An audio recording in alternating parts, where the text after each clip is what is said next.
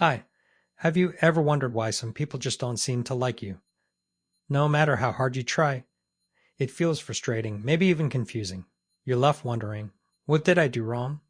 In this video, we're diving deep into the psychology behind why people might not like you even when you're doing your best to connect. Let's explore what's really happening beneath the surface. First of all, the human need for belonging. As social creatures, we have an innate need to belong. We're wired to connect with others. It's survival instinct.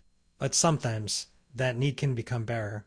When someone feels disconnected from you or senses something different, it triggers primal fear of rejection. This fear manifests in subtle behaviors like judgment, coldness, or even passive aggressiveness. You might not realize it, but people who feel threatened or insecure about their own social standing may be more likely to distance themselves from others. It's not always personal, but rather a reflection of their own inner battles. Second, social cues and miscommunication.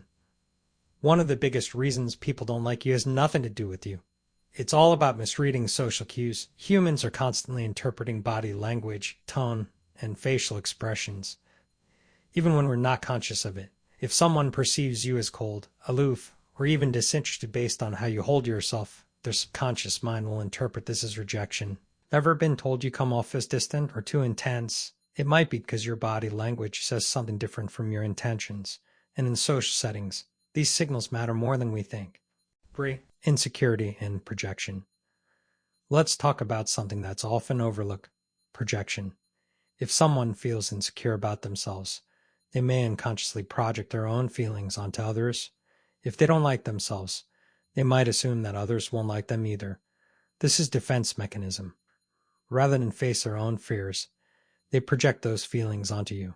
So when people react negatively toward you, it's not always because of something you've done.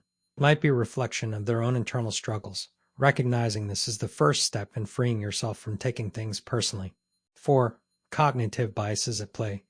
Let's dig into the brain a little more. Our minds are wired to make quick judgments. This is due to something called cognitive bias. Essentially, the shortcuts our brains take to make sense of the world. Confirmation bias, for example, causes people to focus only on the behaviors that confirm their negative perceptions of you while ignoring the positive ones. If someone's already made up their mind about you, it's easy for them to latch onto any small flaw or awkward moment and use that as a proof that they don't like you. It's not that they're being cruel. It's just how their brain works. 5. The role of expectations. Another factor is the power of expectations. People often expect others to meet certain standards of behavior, especially if they're projecting their own values onto you. If you don't fit their mold, they'll find it harder to connect with you. The expectations can create narrow lens through which people view others. This can lead to misunderstandings, or worse, resentment. We all have biases, but when those biases go unchallenged, it's easy. Push others away, even unintentionally. 6. How to overcome these challenges. Now, here's the good news. You can change this dynamic to improve your relationships. It starts with self-awareness. Understand that not everyone will like you, and that's okay. But how you present yourself can shift the tide. Try to be present, read social cues, and reflect on how you come across. Take time to actively listen. Showing genuine interest in others opens doors that judgment and assumptions keep closed. And remember, if someone doesn't like you, it doesn't define you.